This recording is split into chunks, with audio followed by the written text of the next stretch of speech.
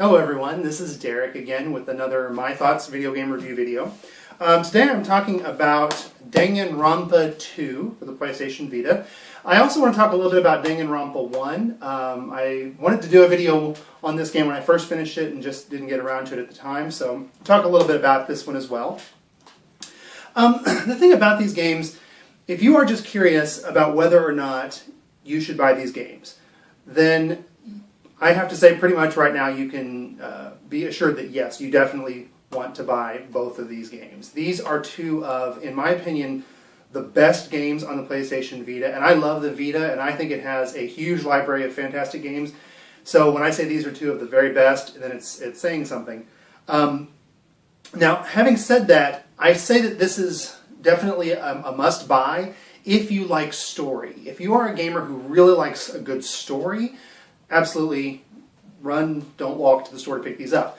If you're someone who doesn't really care about the story and just wants strong gameplay, they may not be for you, because these games are a lot more focused on the story, and the story is definitely the reason why they are so good. The gameplay is fine, but the story is really where it shines. So, having said that, let's talk a little bit about the storyline of the games.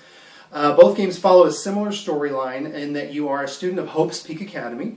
Hope's Peak Academy is a unique school because it only accepts students who are the ultimate at something. So they have to be pretty much the best in the world at something to get into Hope's Peak Academy. And it has some students that are doing things that are sort of school-related, like the ultimate swimmer or the ultimate gymnast or the ultimate computer programmer. But then it also has some off-the-wall ones like the ultimate fan fiction author or the ultimate video gamer, things like that.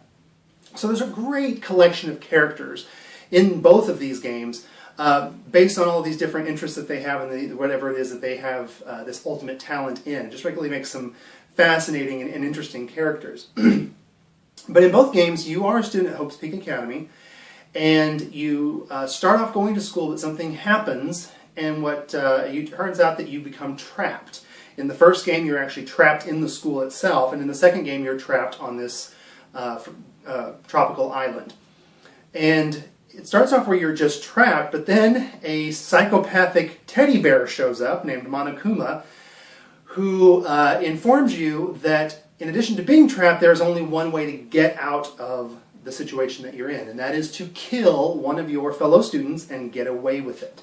So, if a murder takes place, there will be a trial where all the students will decide on who the killer is. If they choose correctly, then the killer is executed. However, if they choose incorrectly, the killer gets to go free and all of the other students are executed. So the only way to get out of this is to kill someone and get through the trial and have everybody else pick someone else. So, it takes a turn for the dark pretty quickly. But like I said, the main antagonist is this sort of psychotic, crazy teddy bear. So it has this really great blend of quirky, whimsical, bright, colorful, funny, with this horribly dark, depressing, and violent other side to it. And it just, the way it juxtaposes those together really ups the creep factor in the game. It really makes it a creepy experience and a disturbing setting, which is great. That's exactly what you want with this kind of game. You want that sort of creepy, disturbing setting. So I love the way that the games feel. This is actually probably the fourth video I've tried to make on this game, and I've kept stopping myself because I would find that I would jump from topic to topic, and it was just not very coherent. And the reason for that is, I think, is because Danganronpa is a little strange in that it's kind of a mishmash of a lot of different genres, and it has a lot of different elements that go into it, so it's easy to kind of jump around. I have some notes here. I'm going to try to go off of my notes so I don't forget and do that again. But it is interesting to talk about what kind of genre this game is, or I should say what genres encompass the game. So the main, I guess, sort of, if you had to put a label on it, you could call it a visual novel. It's definitely presented in that style, where you're looking at a lot of text, you have still images of some of the characters that you talk with, but it's a lot of reading. Just reading your inner monologue and all of that. So the presentation style is very much like a visual novel, and if you had to probably put a label on it, that's the closest you could come to it. However, it doesn't have, it's not just a bunch of clicking a bunch of text like a lot of visual novels. There are areas where you can freely explore this full 3D world. You're wandering around the school or the island and exploring it, and also interacting with things in the environment and people in the environment and stuff, which so it makes it a little different than some of your other traditional visual novels that it's all text-based until you get to a decision point. So the other parts of the gameplay, the other genres that come into it, when you'll have time where you have free time, and it's almost kind of takes on a Persona-like time management section in there, because you have all these different characters that you can interact with, but you can only choose to spend time with one of them at that time, and if you do that, then you exclude the others. So you have to decide who you want to spend time with, and then you learn more about those characters. And then when a murder takes place, it sort of turns into this investigation game where you are clicking on things and gathering clues, almost like an adventure game, kind of like King's Quest or Space Quest kind of games, where you're clicking on a lot of stuff and gathering up things and talking to people and that sort of thing. And then you have the trials. And the trials incorporate a lot of mini-games that you'll use to get through the trial and to kind of discover the truth. And there's all these different sorts of mini-games, and they vary pretty widely within the trials. So it's a lot of different stuff going on, but it all kind of comes together and works in a very weird way because of just, I think partly just because of that strong story kind of tying everything together. I will say one thing I want to point out, and I probably will come back to this again and again, is that if you are interested in these games, I really, really, really recommend that you play the first one first and then go on to the second one. This game really assumes that you've played the first one, so it does no problem spoiling every part of the storyline in this game. And these games are just driven by the mystery of what's going on, who's behind it, what's really happening. So this game pretty much ruins everything that happened in this one, storyline-wise, so it's going to be hard to come back to this one if you've already played the second game. Also, the game, I think, assumes that you played the second one in that the difficulty of the games and the mini-games and the trials and things is a lot higher in this game. It's almost like the first game introduced the concept to you and really had this nice difficulty curve where you ramped up, and it started off very simply. The first trial was very simple, didn't have a lot of complexity, didn't have a lot of other choices in the clues that you could pick, but then it got really, really complex and difficult toward the end of the game.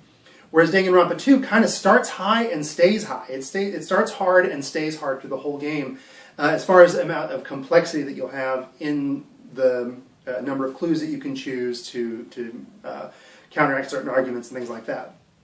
I think that's kind of a detriment to the second game because even, I mean, I guess if you have played the first one, it's nice that you don't have to feel like you're getting your hand held again. But the problem is it starts high and stays high. It doesn't have much of a curve. I mean, I really don't feel like there was a lot of difference. There were a couple of little differences, but not really a ton between the final trial of the game and the first trial of the game. So that to me felt like you weren't progressing on a difficulty curve as much in the second game. Now, there were some games that's probably not true. The Logic Dive, which is one we'll get to, one of the mini games, that one probably doesn't increase. Definitely did increase in difficulty. And there are a couple of places, but overall, it's still, I think, generally that difficulty ramp up was much, much more slight than it was in the first game. So, if you go into the second game without having played the first, it might be a little frustrating at first because you are just thrown into some very complex and difficult situations without having sort of that guidance in the beginning to let you know really what's going on. The other reason also that I think it's a good idea to go with the first game first is ultimately I think the first game is better. It's a better game than the second one. And I'll get into a lot of reasons why that is when I get into my criticism of it. So I think it's better to start with this one. This one definitely is a great companion to the first one, and even though I think the first one's better, don't think that I mean you shouldn't play this one or it's not good, because it is.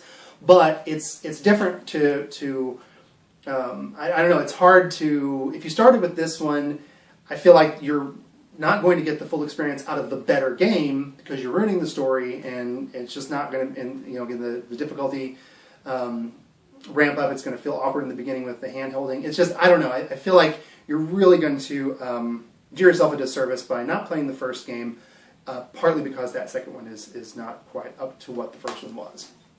So let's talk about the gameplay itself and some of the criticisms about why I feel like the second game is not as good. The first thing I have to mention is the length. I think that the first game I finished in around somewhere between 20 to 25 hours, 22, 23, something like that. The second game took me about 40 hours to finish, and I feel like that was just too long. It felt like 20 to 25 seems right for this kind of game. It did overstay its welcome a little bit, but it really wasn't so much that it felt just like it was overstaying its welcome. It felt like it was kind of padded out. And I feel like maybe what the developers were doing were going at it saying, okay, we've made the first one, we need to sort of up the ante on some things, but I feel like they made the choices of, as far as what they're going to up the ante with, weren't the right decisions for this type of game.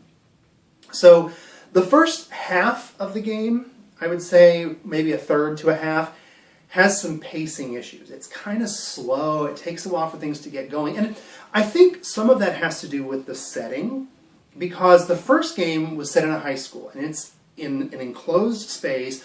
All of the windows are boarded up. You couldn't see anything. You had no idea. And it just had this sense of urgency about, I have to get out of here. I have to get out of here. What's going on? What's happening in the outside world? Why am I in here? I'm trapped.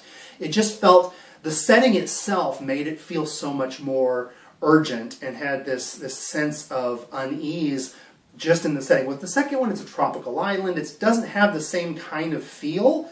So to have the first half of the game be a little bit slower, the setting's not helping you in that. I mean, you're not getting any help from that. You kind of need to make it even a little bit more fast-paced in this setting, because it doesn't have the claustrophobia that comes in from the enclosed space kind of helping you. It doesn't have that. So that's kind of a problem. Now, once the game ramps up, holy cow, I mean, it goes, and it goes hard. So I think probably when I finished the game, the last day I played it, I probably sat down for about 6 hours straight and just did nothing but play the game, because I barely got up to go to the bathroom because it was so engrossing and so intense. And I absolutely loved the ending of the game. The end is really good. But man, the beginning has some pacing issues and has some problems. The other thing is, too, and I think this also contributes to the length and to also the pacing issues, is the trials are really long in the second game. They're about 2 to 2.5 hours long. I don't really remember what they were in the first game, but I know they weren't that long. In fact, in the second game, they kind of give you a halfway point where you stop and you can save the game because you've just been going for so long. So I also think that kind of hurts. There's a couple of reasons why I think that hurts, and we'll get into that when we get into some of the mini games that are in the trials. But I also feel like it's kind of an issue because with the trials, I want to do them in one sitting. When I sit down and I'm going to do one of the trials, I want to get to the end before I'm done, because you're kind of want to be in that mindset. You want to pay attention to what's being said, look at the clues, look at all these different things. And if you kind of break that up, I don't feel like I'll do as well, and it also is going to lose some of the impact of the trial, which are some of the most dramatic sections of the game. So with it being a portable game, that's kind of frustrating to have to say, like, okay, I've got to sit down and reserve 2.5 hours to do this, because that's as long as it's going to take to finish this trial. And really that's true with any game. I don't like any game where I just get roped into something where I kind of have to play for this big chunk of time. So I think that's kind of a problem. The other part of it is in the trials, there are a lot of times, well, before I get into that, let's talk about the trials themselves. Because I think I'm going to kind of put the cart before the horse a bit. So the trials are, like I mentioned, a collection of mini-games, and there are a lot of different ones. And so I'll talk a little bit about how they compare to the games in the first one, because a lot of them are brought back, and some of them are brought back but different. And then there are a lot of new ones that have been added as well. So the one that is probably the most iconic of the mini-games, and the one that you'll probably do the most, is what's called a non-stop debate. And in that one, you have all these people talking, going kind of one after another, talking and debating some certain topic. The words will come up on screen as they're speaking, and occasionally you'll see one of the words or a phrase that's in a different color. And you have these clues. They call them in this game truth bullets, because there's a kind of a shooting motif throughout the whole game. but you have these clues that you can use to contradict what some people are saying. So when one of these words comes up that's a different color, you'll know potentially that one of the clues you have could contradict it. Now, it may not be that one. There may be other ones down the road in the conversation that you need to use those truth bullets on. But you have a little targeting reticle, and you'll put that on the word that you want to contradict, and you basically sort of shoot it, and you'll either you'll contradict that, or it'll be incorrect, and it'll tell you that that was the wrong choice. So one of the things that the game has done, that they've added something to the nonstop debate, and I think is brilliant, and I really, really like it, and it was a good choice. Because in the first game, you had the words come up and everything was contradiction. So you had to take your clues and find what people were saying that contradicted what you knew to be fact based on the clues. In the second game, it has that, but it has also added a couple that come up in another color that are things that you can use your clues to agree with. So if there's something in here that, yes, that proves what this person is saying, you can use those clues to agree with that person, which will extend the game, or keep the conversation going. And I really like that. It's a little thing, but it adds a ton of complexity to how you think about what's being said and how you're using your clues. So I really, really liked that addition. Another thing that came back was the Hangman's Gambit. Basically, it's kind of like a little hangman kind of game where it says you have these words that you are trying to guess what they are. The gameplay of it's a little bit different. I won't go into a lot of detail on it. It's just different. I actually like this one in Danganronpa 2 a little bit better. I felt like it was just a little bit more fun. It's kind of basically you have the same objective, it's just approaching it differently, and I liked it better. So those were two really good improvements, I thought, to what they did in the mini games. They have also added one called the Logic Dive, and this is one that I feel is a little problematic. And I actually had a lot of fun with the Logic Dive, but I can see this being an issue for people, for the kind of people that would be drawn to this sort of game. So in this, you actually are pretty much just playing like a surfing or snowboarding or something like racing game. You're just in this half pipe and you're going down and you're dodging obstacles. Every so often, a question will come up on screen and you have to choose a path that's the answer that you want to select for that question. And if you're right, then you'll continue on, and if you're wrong, then you'll know. So you generally will have that about 3 times or so in each Logic Dive. The problem I see with this, though, is this goes straight arcade racing kind of gameplay. And a lot of people, I think, that are going to be drawn to this sort of game are maybe people that don't play a lot of regular, normal games or the traditional type of games, the shooters and the racers and platformers and things like that. They're ones that want to play more puzzle games or use their mind a little bit more than their reflexes. And this mini game sort of throws a monkey wrench into all of that. So I could see someone getting really, really frustrated and getting stuck and never getting past that if they're in a particular area that they just can't get through that. So that, even though I feel like I had a lot of fun in it, I can see that being a big problem. I think ultimately it was not a good addition. And it really feels very different. You're not really using a lot of logic at all. You're using your reflexes in this one, because most of the time the questions, although sometimes the questions could be a little tricky, they were usually not too bad and you would know what it was. It was just felt more like filler. And that's kind of where I feel like with a lot of the issues with the pacing and the trials, it just feels like filler. It feels like they just crammed a bunch of stuff in there. I really feel like maybe the developers were saying, okay, what do we do in Danganronpa 2 to sort of make it bigger, better, more than the first game? And they try to cram all this stuff into the gameplay, the trial section, which that's not really where this game shines. Not that the gameplay is bad, it's just the story is what draws, at least me, to these games. And that's what I'm going there for, not for the gameplay of the trials. It's fun and it's good and I want that there as well. But you don't need to increase. If you're going to up the ante on something, do it with the relationships, do it with the characters, do it with the story, do something else besides the trials, because that's not what needs to be fleshed out, because that's not what your main selling point is in this game, I don't think. So, and the Logic Dive just really reinforces that. It just feels like kind of filler, like throwing in, we have to have something that's more arcadey or more gameplay or more action-y or whatever. The last one that I want to talk about as far as one of the new mini games is something called the Rebuttal Showdown, and it's my least favorite addition to the game. What it is, it's kind of similar in some respects to the nonstop debate, but instead of having everybody speaking, you are basically squaring off against one of the other characters. they will say things, their words come up on screen as they're saying them, and you use either you can swipe on the screen or you can use the directional pad to slice or cut their words. So it's kind of going with a sword motif instead of the shooting motif. But you're using that to cut down these words, and if you do well enough, then you advance to another stage of that, and you do it again.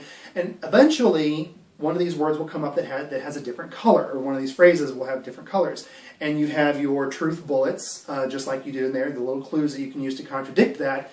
And instead of swiping on that, you will push a button to use the clue to say, no, you're wrong, I disagree with that, and here's my proof. The problem with the rebuttal showdown is, first of all, I think it wasn't explained very well in the tutorial. Now, maybe that was just me. I remember going through the tutorial and really being confused as to what I was supposed to do. And I went online and looked up a forum, and I found a lot of different other people were confused as well and asking questions about it. So I mean, you may not have that experience, but it feels like to me there was something lost in the explanation, because there were a lot of people that seemed to have the same problem. But that's kind of beside the point, because once you figure it out, that's not the issue. The problem I have with it from a gameplay standpoint is that it's kind of hectic. There's so much stuff coming up on screen, and you really have to pay attention to the direction that you're swiping or where you're doing the cutting, and you have to pay attention to all of this stuff and do it really quickly, and to the point where I hardly had a chance to pay attention to what they were saying, because I was so focused on trying to cut down the words and trying to do the game part of it that I had a hard time paying attention to what they were actually saying. And when the time came for me to use one of my clues to contradict what they were saying, I didn't even know what they were talking about, and it made it really awkward and difficult. So I feel like that it's a good idea, but I think it needs more time to be fleshed out, because it just didn't work that well in this one. So that's my biggest complaint as far as the additional minigames. It's not my biggest complaint about the game, but it's as far as the newest, I think that's the one I liked the least and had the most problems with. My biggest complaint about the game, now, and again, I love the game, don't get me wrong. This does not mean you shouldn't play it, but if we're going to criticize it and talk about it and be real, I have one big issue with the game. And it has to do with the logic of some of these clues. It falls into the trap of what I think of as the adventure game trap, again referring to games like King's Quest, Space Quest, where you almost have to get your head into the head of the developer to understand what they want. What is it that they want you to do? How do they want you to use these clues to contradict what people are saying? Even if you know the answer, you might just not know how they want you to present it to the characters in the game, and it's just frustrating. I feel like because they padded out the trials, there were just more opportunities for that to happen. I mean, it's a tough tightrope to walk. It's hard in any kind of riddle, puzzle, any game like that. It's hard to get that logic down right, because if you're the developer and you know the story, it's very easy to kind of do it and not realize that what you're, for someone who has no idea of what's going on is past that point of the game. It has a hard, it's hard to get in their head to understand, is this going to be intuitive or make a lot of sense to them? So I understand it's a difficult problem.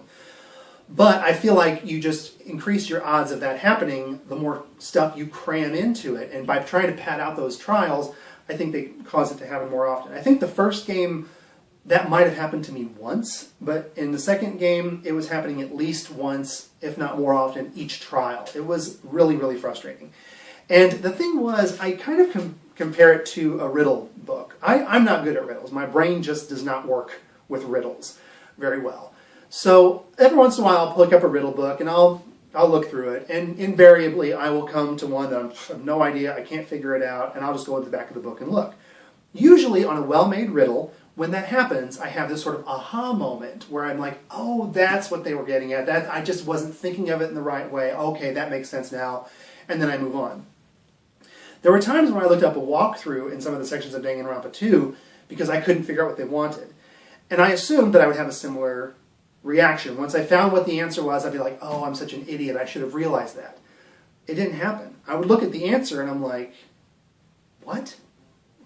I still didn't get it. I'm like, there is no way I could take this clue with this statement and get that connection. It happened the most in the nonstop debate. That's where I found it the most often personally. But there I'm just like, there's no way my brain would have made that logical jump. And once I would do it and go on through the game, it would kind of explain what they were getting at. But even then, a lot of times, like, again, I would not have made that jump logically. That is not how my brain would have worked. And even if I had a brain that was more geared to riddles, I still don't think it would have happened. Now, you may say I'm dumb, and that's fine. And, you know, if that's maybe that is a problem because my brain doesn't work well with riddles and I'm too left-brained, I guess, to kind of process things that way.